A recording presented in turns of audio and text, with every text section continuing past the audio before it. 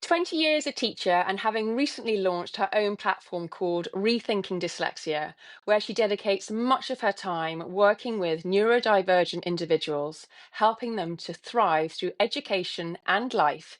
I'm delighted to welcome Sasha Dugdale to Thriving in Our Forties. Welcome, Sasha. Thank you. Thank you for inviting me.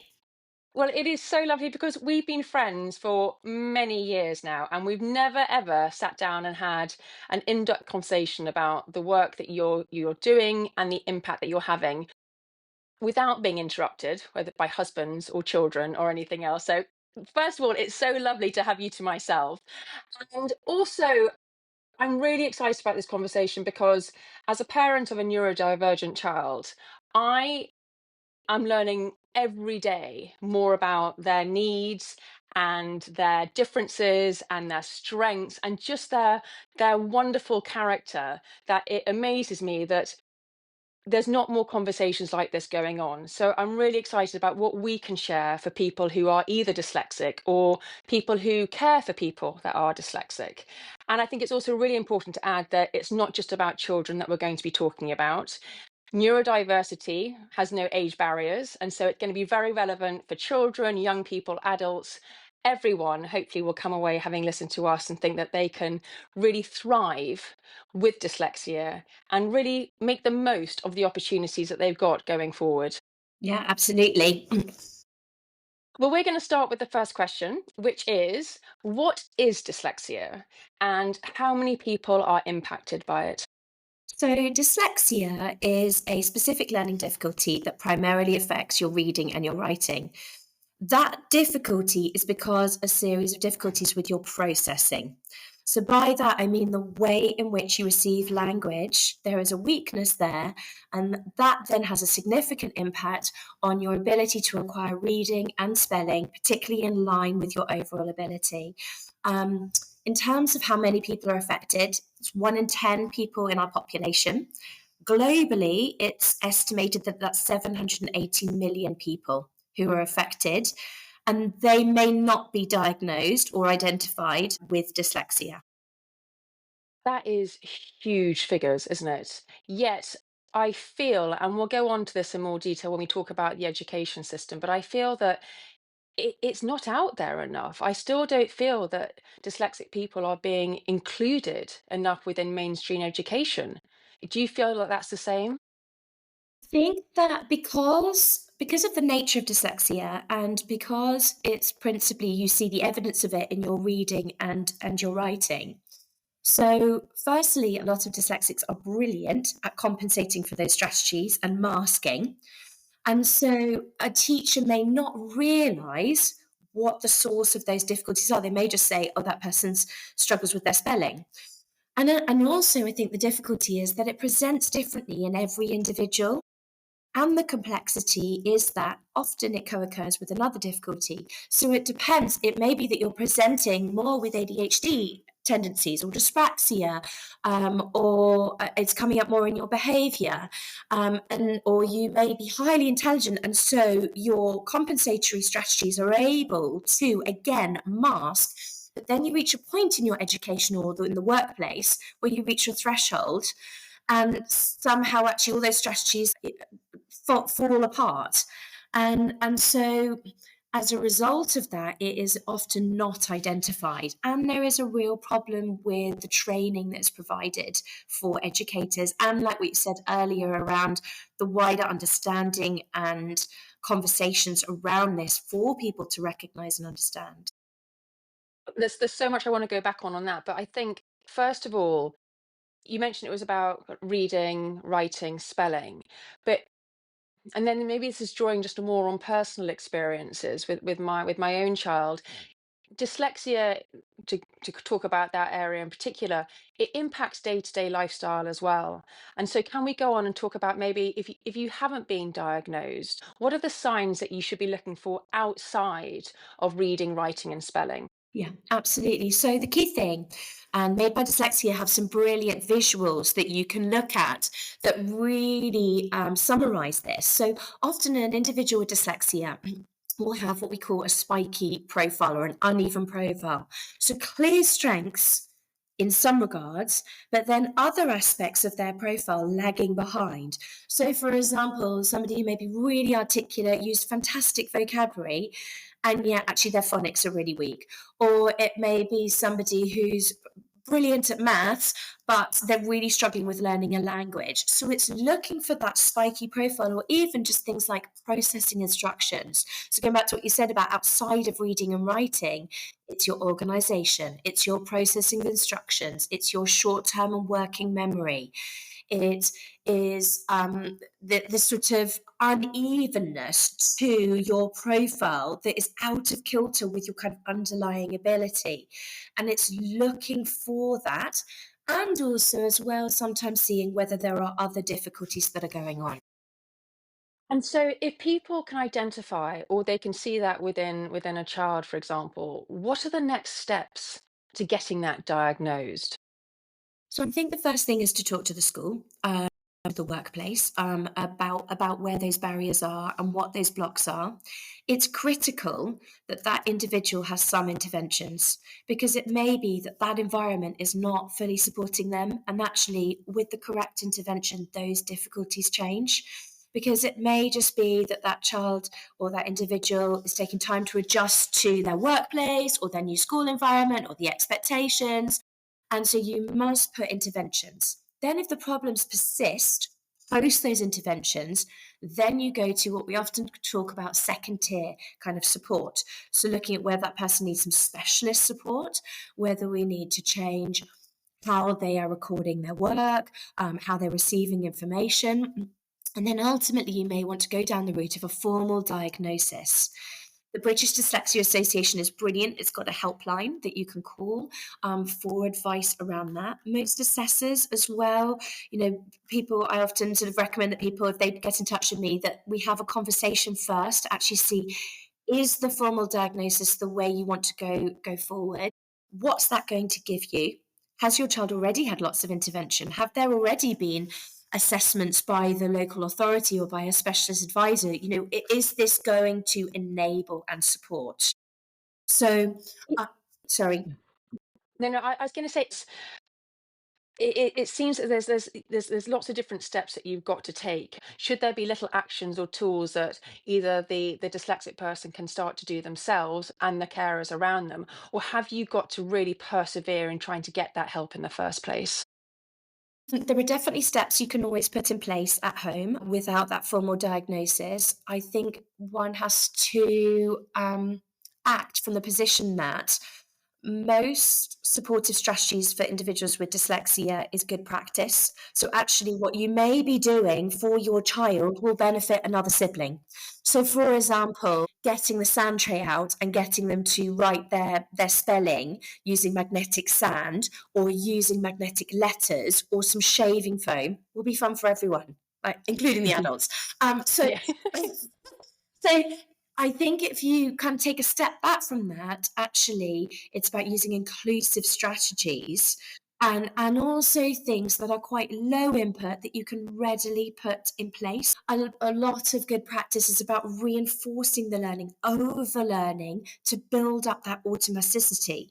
So things like seeing that learning in lots of different contexts, cooking and looking at a recipe and then getting them to do a quick bit of number bonds to support them with their numeracy, if that's an area that's difficult and they really struggle with that with their working memory.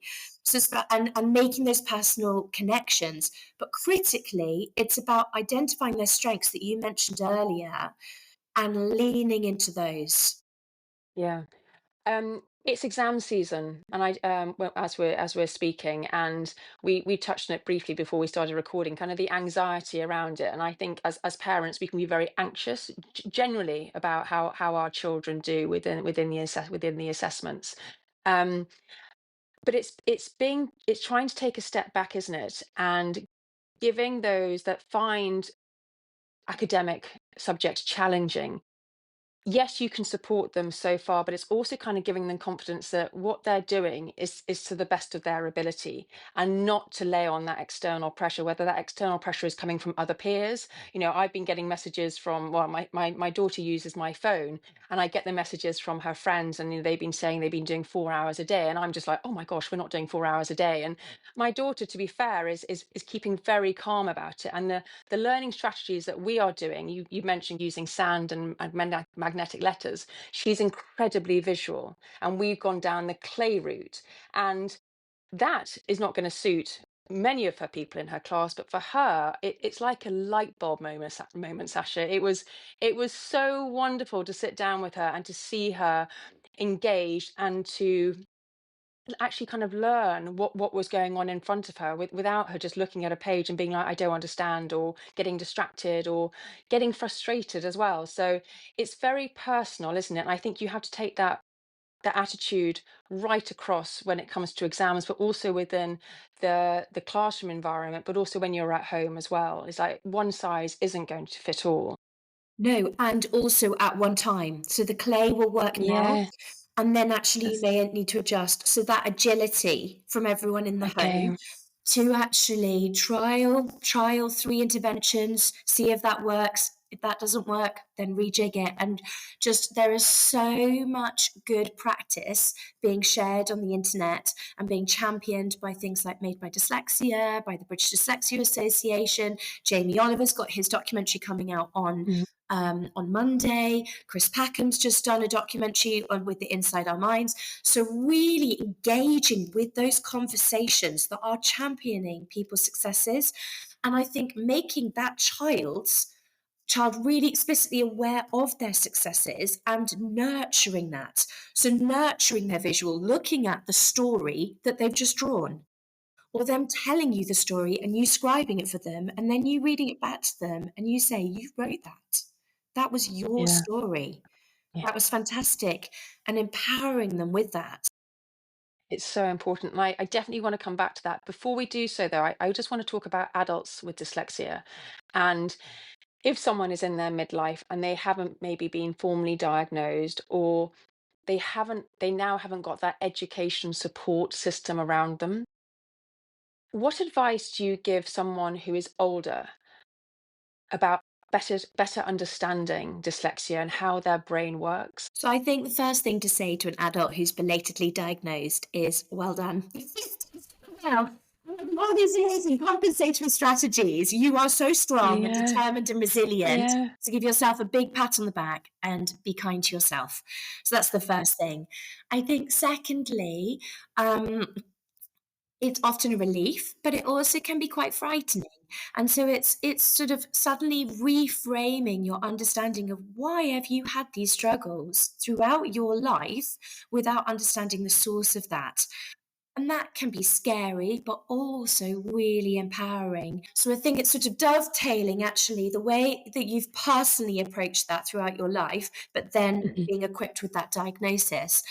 I think there is so many communities of good practice out there that you can use. So really using that and remembering that there are so many people who credit dyslexia for their success because you are thinking differently. But I think also now with the advent of AI and technology, that is just assisting people so much that we can use it in a really interactive way Mhm. to support us, to take away the load of the things that we struggle with and using it to enable. So it's a real conduit. That's it. You're absolutely right. Use what tools are at our fingertips, and but then also, like you say, use that creativity that dyslexic people have. And I wish I had the creativity of looking at my daughter, some of the ideas that she comes up with, and like you say, it's having that confidence to run with those ideas.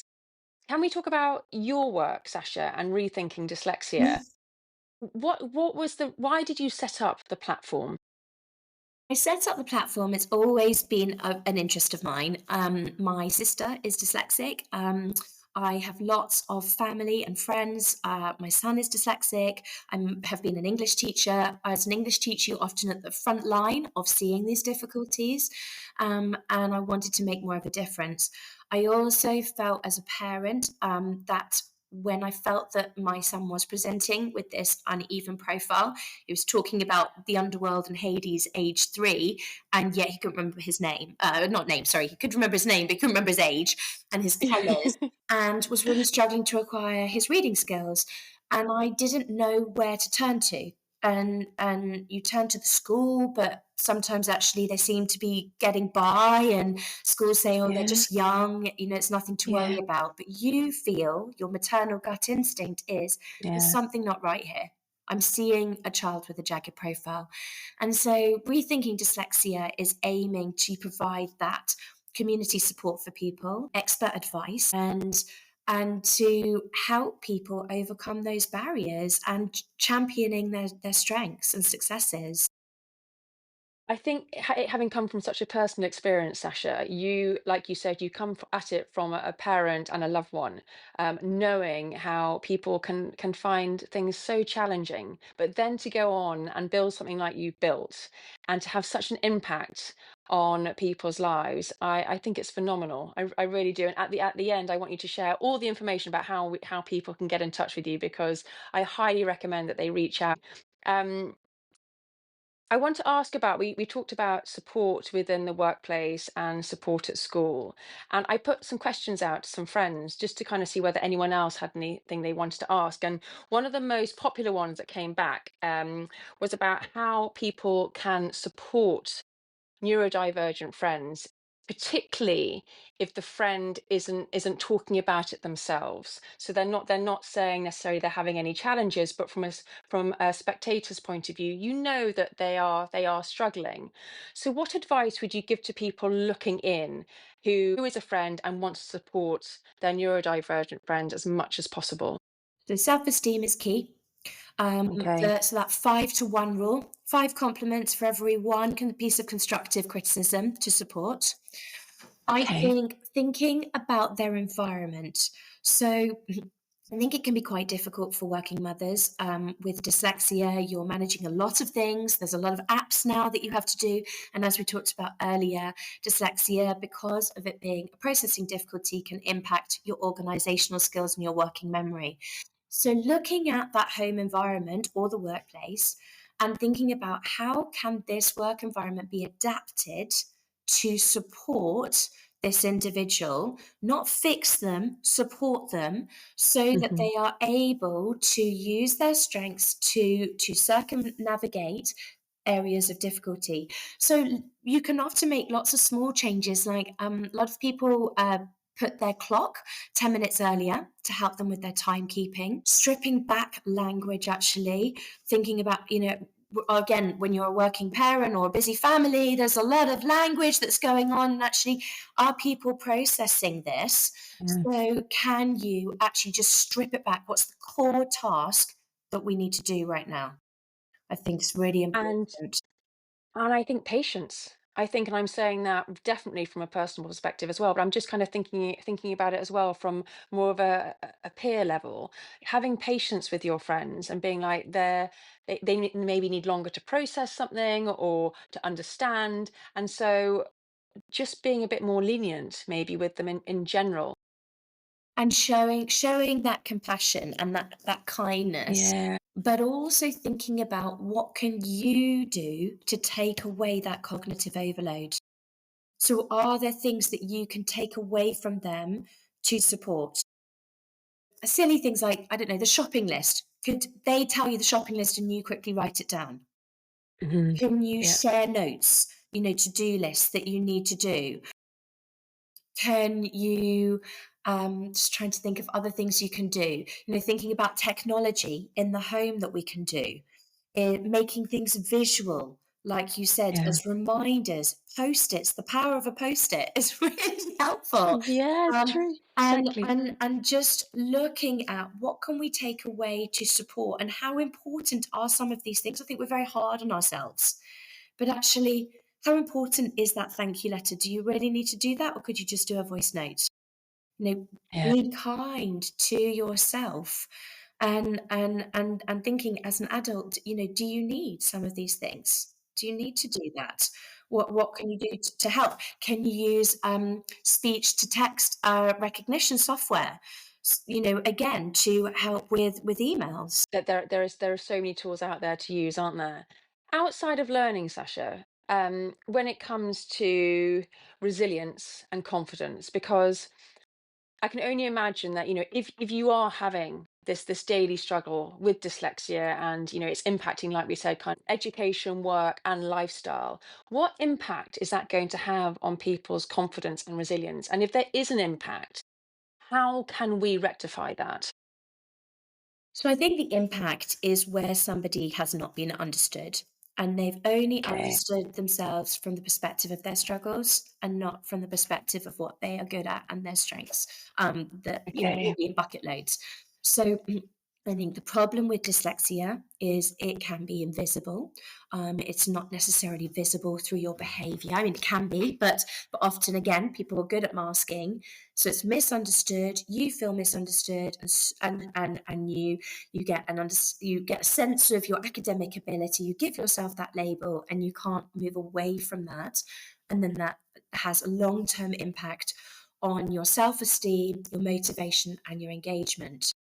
In terms of how we can compensate for that and resolve that problem, I think nurturing their strengths, which I keep on mentioning, there Yeah. are dyslexia coaches that are available. There are specialist dyslexia workplace coaches to support, to look at how the environment can be adapted. You also can do, I'm a big believer in nutrition. So using nutrition to support. So things like I've been using Lucinda Miller's book Brain Brilliance at the moment. As a family, we take a lot of omega-3s. My husband's very passionate about ahi flour supplements. Fish, zinc, Yeah. nuts. If you go into our larder, I've got big jars of nuts in the car snacks and nuts to again support. Magnesium flakes, there is kind of qualitative research to suggest that that really helps with kind of alleviating those stress levels. Can often be Okay. when somebody's been really cognitively overloaded and having to work harder to process the information of the day, they can take time to wind down. That can then cause difficulties with sleep. So a bath with magnesium flakes in support. Sorry, it's the dogs. Don't worry. So things like that. And again, I guess that comes back to your environment. How Mhm. supportive is that environment to optimize, to support, to nurture, to champion? It's so funny because I'd never thought about nutrition in the same sphere as dyslexia, and in terms of helping, like you say, through brain health. And you're feeding your brain, aren't you? And you need to make sure that you're giving it the right nutrients to thrive in the best way as possible.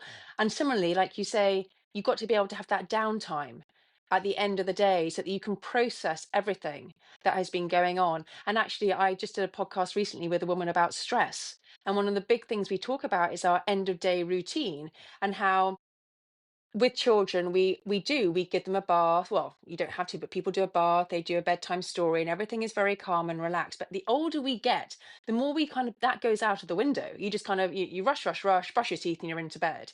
So actually it's going back to that time when things needed to slow down, one, so that you can get better quality sleep, but like you just alluded to, you can process everything that's been going on in the day.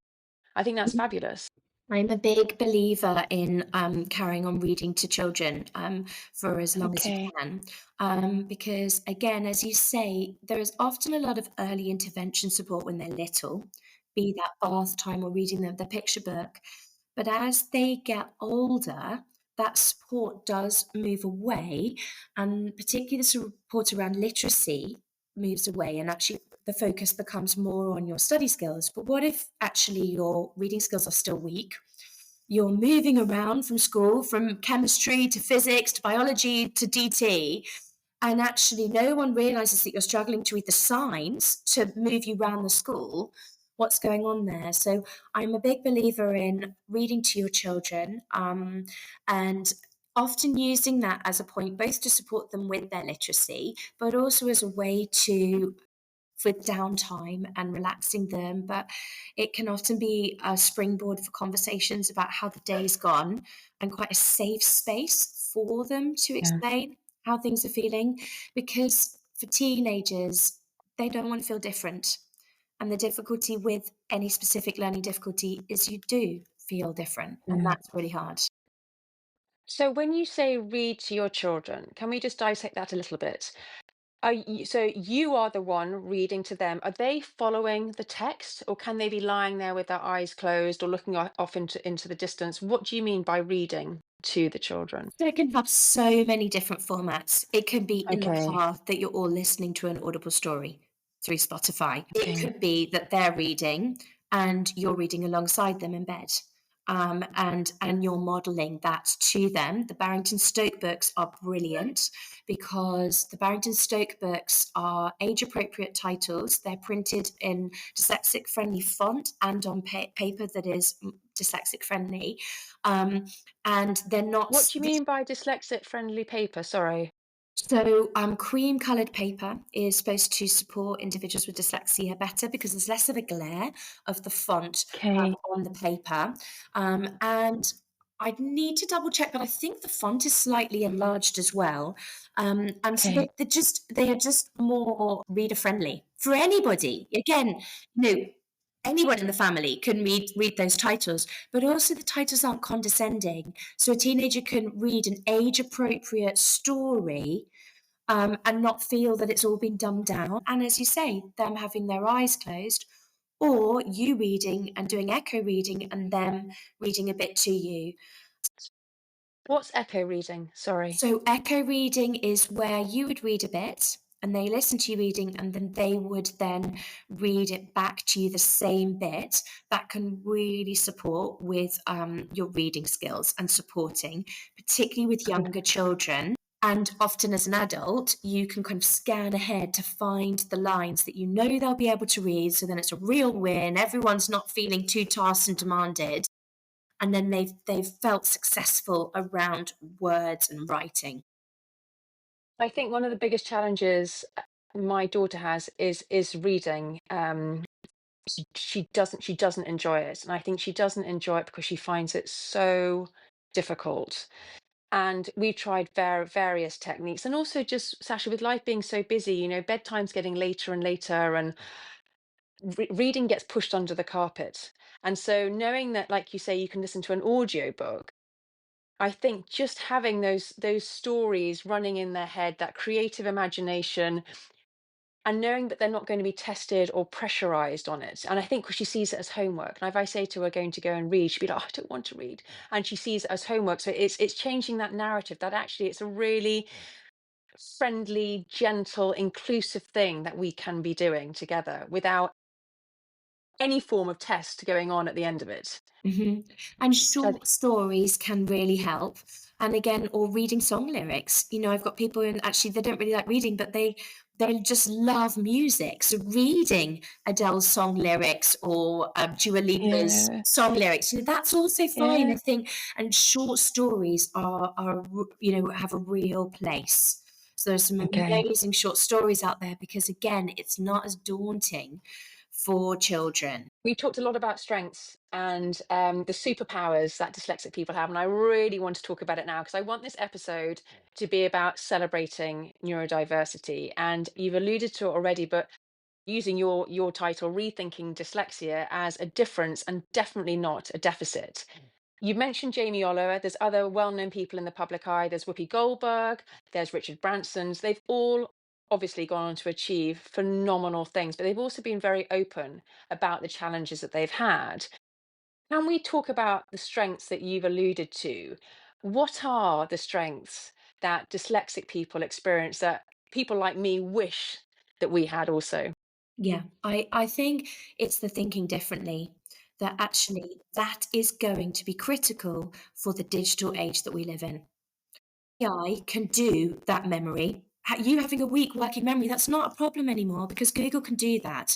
So actually thinking differently is going to enable position you in the workplace as the creative thinker, as the solution maker, as somebody who sees the wider picture, who's often got really great communication skills, who's got humility, because from a young age, they have had to cope with difficulties. And because they've had to cope, they have learnt an amazing toolkit that means that they have such amazing kind of introspection and reflection and can connect with people. And often a real sense of humour as well. So, for example, GCHQ actively recruit for dyslexics because they feel Really that that individuals with dyslexia are better at spotting patterns between various items or things that seem amazing. seemingly disconnected. That's obviously helping them in the world of the espionage. So that just goes to show, if you think how hard it would be to get a job as a spy, that actually you've got an advantage there. So it's about Absolutely. thriving with that ability to think differently that is going to enable and assist. And Kate Griggs from Made by Dyslexia talks a lot about this. She's got brilliant TED Talks, her website, looking at actually what that offers. That is amazing. There are workplaces out there who are actively seeking neurodivergent individuals because of, like you just list, that huge list of strengths that they all have. That, like you say, outside of that, we have got Google, we have got AI. So to know that you can bring something completely unique and special, and with that humor as well, to a different environment, there is so much opportunity out there, and that's what we should be praising. I think that's what we should be celebrating. And I still feel that, that there's a slight negativity around the term, and people get labeled, but that needs to be dispersed. And I think it's about using the label for understanding of that individual's profile, but then looking at that Okay. individual beyond that label. Yeah, that And the makes complete benefit sense. of an assessment is that it does give a really detailed summary of that person's profile, which Hmm. you generally aren't going to be aware of if you are neurotypical and never assessed. So then that allows you to identify, wow, this person's got amazing memory if we strip words back, or this person's got brilliant vocabulary, but actually, look, they're not using any of that vocabulary in their writing because they're frightened to use that vocabulary. Yeah, So why don't I just write down those words and give them as a word bank on their desk, and then they can then crack on with writing their story? absolutely, absolutely. You mentioned a lot of resources, and you sent some over to me earlier. I'm going to put everything down in the show notes. Um, you've shared so much information, and it's so lovely to listen to you because you're so passionate about it and so enthused that there is so much out there. There's so much help out there. There's so much support out there, but there's also so much opportunity out there. And although you shared all this information, if there was to be one message that someone with dyslexia could take away with them today that can really help them thrive going forward, what would that be? Look beyond your struggles. Dyslexia is not about what you find difficult. Yes, clearly there are some areas of difficulty, but dyslexia is about thinking differently. And with the right mindset and support, you can thrive. And actually, you have got this advantage that you are equipped to be creative, to think differently, to see connections, and that is going to enable you to be championed, to be successful in the workplace. And don't ever let anyone forget that. You know, have those strengths as the cornerstone of who you are and champion that and make sure everyone around you is nurturing that. And when you don't feel that there's that support, just look more broadly. There are amazing communities there that want to help and keep those conversations going and see your dyslexia as a way to reframe the lens around what strengths are and what they look like. Sasha, it has been such a joy speaking to you, and everything that you said resource wise, like I say, I'm going to put it in the show notes. But importantly, where can people find out about you and the work that you do? And I also want you to mention about your Mount Everest challenge as well that you just completed, but yet people can still donate to. So people can find me on rethinkingdyslexia.co.uk. And please do reach out. They can also find me on Instagram, on Facebook. I'm not brilliant on Facebook, but people message me. I always want to help and to share. I think it's really important. I think the greater the exchange of information and celebration, the more we'll shift attitudes and conversations. In terms of my recent fundraiser, the British Dyslexia Association have had a brilliant national fundraiser that's still ongoing, where they have invited people to walk the equivalent or climb the equivalent of Mount Everest. You can do it in steps, so you can cartwheel it, you can row it, you can run it, you can walk it, because they want as many people to join this fundraiser.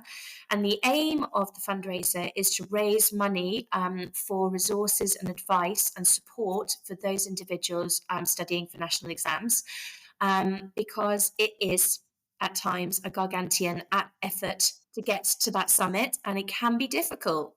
There's no doubt about it. But with the right support, you can reach that summit, and you just feel so proud of yourself when you get to the top.